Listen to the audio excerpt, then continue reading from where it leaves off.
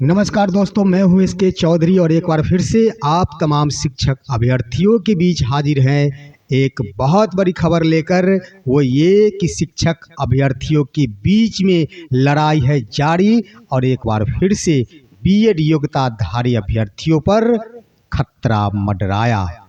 साथियों, हम आपको बता दें कि इन दिनों बिहार में शिक्षा व्यवस्था को लेकर उथल पुथल मची हुई है और बिहार की शिक्षक बहाली पर बहुत बड़ा ग्रहण लगता नजर आ रहा है। साथियों, इन तमाम मुद्दों पर हम विस्तार पूर्वक चर्चा करने जा रहे हैं। इससे पहले जो भी नए हो वो कृपया मेरे चैनल को सब्सक्राइब कर ले।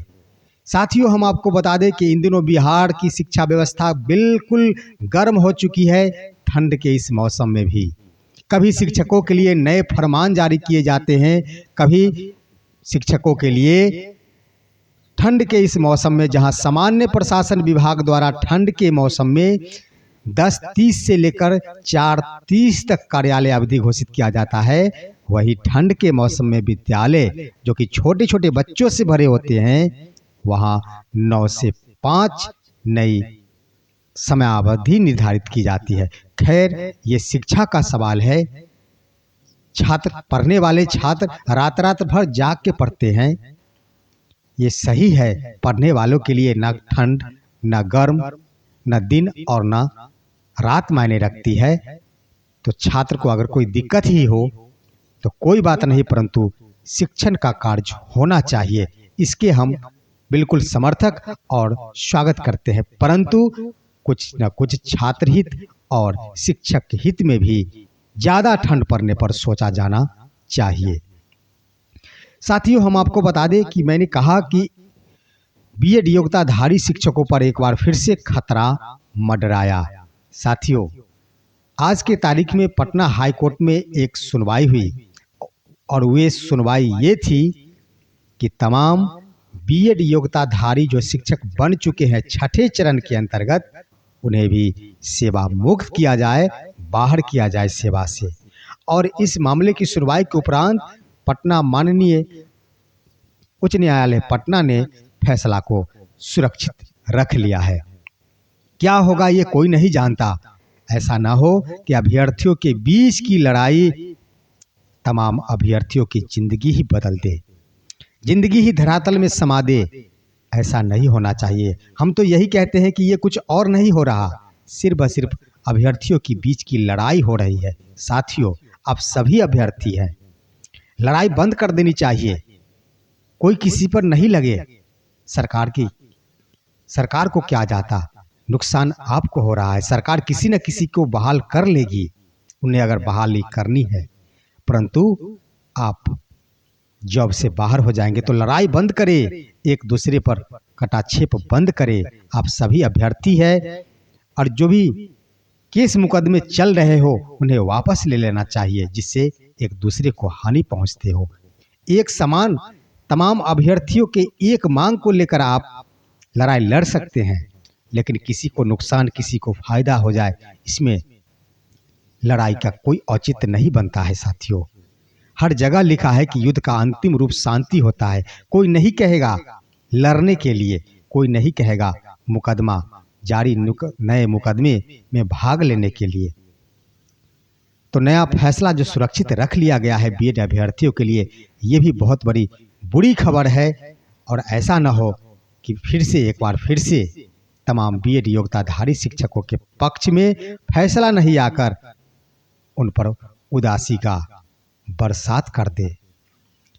साथियों, दूसरी बात मैं बता दूं कि माननीय सुप्रीम कोर्ट की ओर से एनआईओएस के अभ्यर्थियों को बाहर का रास्ता दिखाने का न्याय निर्णय आया और ये इतनी तीव्र गति से चल रही है कि कल ही केंद्रीय विद्यालय के रिजल्ट जारी किए गए थे और न्याय निर्णय आने के तुरंत बाद ही उस रिजल्ट को स्थगित कर दिया गया है और पुनः रिजल्ट जारी किया जाएगा। तो त्वरित कार्रवाई को देखते हुए ऐसा निर्णय लिया जा रहा है, यानी नई बहाली बिल्कुल नहीं की जाएगी। खैर, कोई बात नहीं दोस्तों, लेकिन मैं आपको आश्वस्त कर दूं कि अभी तक जो भी शिक्षक बहाल हो चुके हैं एनआईओएस के माध्यम से, या फिर जो भी अभ्यर्थी अभी तक सेकंड मेरिट लिस्ट या सप्लीमेंट्री रिजल्ट के प्रतीक्षा में है उन पर ज़्यादा असर नहीं होने की संभावना है। वो इस रूप में कि न्याय निर्णय में यह स्पष्ट रूप से कहा गया है कि न्याय निर्णय के बाद कोई भी नई भर्तियां नहीं की जाएगी NIOS की डिग्री के आधार पर। तो साथियों, जजमेंट अब आई है और इससे पहले बहुत सारे हमारे शिक्षक बंधु योगदान कर चुके हैं। उसके अलावे जो सेकंड मेरिट लिस्ट की बात कर रहे हैं उन पर भी प्रभाव नहीं पड़ेगा। वो इसलिए कि एक उनका भी रिजल्ट आ चुका है पहले, अब सिर्फ मेरिट लिस्ट का निर्माण किया जाना है। ऐसी बात नहीं है कि रिजल्ट नहीं, रिजल्ट की घोषणा हो चुकी है, सिर्फ ब सिर्फ मेरिट लिस्ट बनाया जाना है। तो इस पर भी कोई असर नहीं पड़ेगा। धैर्य बनाकर रखे जो भी NIOS के अभ्यर्थी है, और कुछ ना कुछ 1-2 दिनों के अंदर बिहार सरकार की ओर से, शिक्षा विभाग की ओर से और BPSC की ओर से निर्णय लिया जाएगा और आप सबों के बीच नए पत्र जारी होंगे। साथियों, एक और मैं आपको बता दूं बात, सबसे बड़ी बात है ये कि इन दिनों जो भी खबरें चल रही है शिक्षा विभाग को लेकर, उसमें शिक्षा को लेकर किसी को किसी प्रकार का ऐतराज नहीं जताना चाहिए। शिक्षा सुधार हेतु जो भी कदम उठाए जा रहे हैं वो बिल्कुल सही और जायज है, परंतु अभ्यर्थियों के साथ साथ बच्चों को कोई नुकसान नहीं हो, इस पर भी ध्यान रखा जाना चाहिए।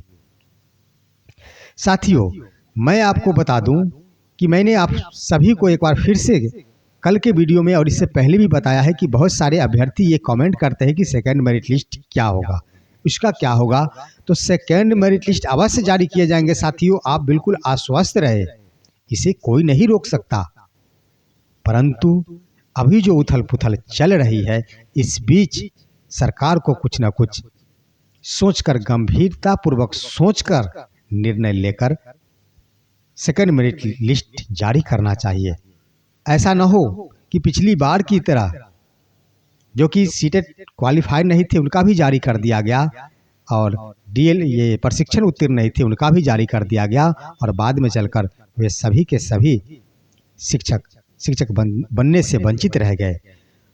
तो पूरा बिल्कुल पहली बार से ये BPSC बिल्कुल समझ चुकी है और उन्हें ये अंदाजा मिल चुका है कि क्या कठिनाइयों का सामना करना पड़ता है।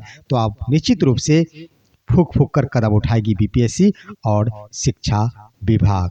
तो रिजल्ट आएंगी और हम आपको बता दें कि जितने भी सीट खाली पड़ रहे हैं उसके आधार पर सेकंड मेरिट लिस्ट जारी की जाती है। तो मैं एक बार फिर से बिहार के तमाम महिलाओं को आश्वस्त करना चाहता हूं कि महिलाओं की सीट खाली पड़ जाएंगी। ढूंढने से भी शिक्षक बनने के लिए TRE 1 के अंतर्गत एक भी महिलाएं नहीं बचेगी। इतने सारे सीट खाली हो रहे हैं, तो आप सभी धैर्य बनाकर रखें साथियों। और विशेष रूप से सेकंड मेरिट लिस्ट में महिलाओं को फायदा होने जा रहा है, और NIOS वालों के लिए मैं अपील करूंगा कि आप सभी भी धैर्य बनाकर रखें, क्योंकि अगर कहीं भी कहा गया है कि डिग्रियां कभी बेकार नहीं जाती, तो ये दिन कब साबित होगा कि डिग्रियां कभी बेकार नहीं जाती। लोग कहते हैं, मैं अपने तमाम किताबों में पढ़ते आया हूं और महान लोगों से सुनते आया हूं, साथ ही साथ परिवार के बूढ़े बुजुर्गों से सुनते आया हूं और विद्वानों के मुख से ये सुनते आया हूं कि डिग्रियां कभी बेकार नहीं जाती। तो क्या NIOS की डिग्रियां बेकार चली जाएगी? नहीं साथियों, कोई ना कोई रास्ता अवश्य निकलेगी। आप सभी धैर्य बनाकर रखें, किसी की भी डिग्रियां बेकार नहीं जाएगी। सच, बिल्कुल किसी की भी डिग्रियां बेकार नहीं जाएगी, चाहे वो DLED हो या फिर NIOS DLED हो या फिर BEd हो या फिर DPEd हो। साथियों, उसे सही वक्त पर इस्तेमाल और यूज करने की ज़रूरत है। सरकार कुछ न कुछ जरूर सोचेगी और तमाम अभ्यर्थियों के लिए एक नया विकल्प खुल कर आएगा। वो ज़्यादा वक्त नहीं, 2-4 दिनों के अंदर खुल के आएगा। आप सभी इस बात के लिए बिल्कुल आश्वस्त रहे। साथियों, एक और सही बात बता दूं आपको कि फेज 2 की जो बहाली होने जा रही है उसमें भी हमारे बहुत सारे DLED NIOS के DLED के अभ्यर्थी प्रभावित हुए हैं। उन्हें चिंता करने की कोई आवश्यकता नहीं है। आप सभी भी धैर्य बनाकर रखिए, कोई ना कोई विकल्प आप सबों के लिए आने वाले हैं। और हमारे अन्य अभ्यर्थी जो DLED कर चुके हैं, NIOS वाले नहीं है, उन्हें ज़्यादा खुश होने की ज़रूरत नहीं है दोस्तों। हमारी बातों से उन्हें बुरा लगता होगा, लेकिन नहीं, सभी के सभी अभ्यर्थी है, सभी के सभी अभ्यर्थी है, सभी के सभी अपनी रोजी रोटी के लिए कर रहे हैं। इसलिए चाहिए कि किसी से किसी को नुकसान नहीं हो और किसी से किसी का द्वेष भी नहीं हो, ये सोच रखनी चाहिए। आज ये बात नहीं है कि एनआईओएस के साथ एनआईओएस के पक्ष में फैसला नहीं आया तो अन्य डिग्रियां होल्डर खुशी मनाएंगे, नहीं। और कल बीएड वालों को नुकसान हुआ तो डीएलएड वाले खुशियां मनाएंगे, ऐसी भी नहीं होनी चाहिए। सोच हम अपनी बड़ी रखें, सोच बड़ा रखें साथियों, और उस सोच के अनुसार अपनी ज़िंदगी में आगे बढ़ते रहे। ये क्या है, ये देश है और इस देश के सभी शिक्षक अभ्यर्थी एक हैं, इसलिए हम सभी को एक बनाकर एक मुद्दे पर काम करना होगा। अगर लड़ाइयाँ लड़नी है, विरोध करनी है या फिर कोई मांग करनी है तो तमाम मुद्दों को एक साथ करके हमें मांग करनी होगी। साथियों, हमारे इस वीडियो को आप अपने दोस्तों के पास अवश्य शेयर करेंगे। हम फिर मिलेंगे आपके साथ अगले वीडियो में, तब तक के लिए नमस्कार दोस्तों।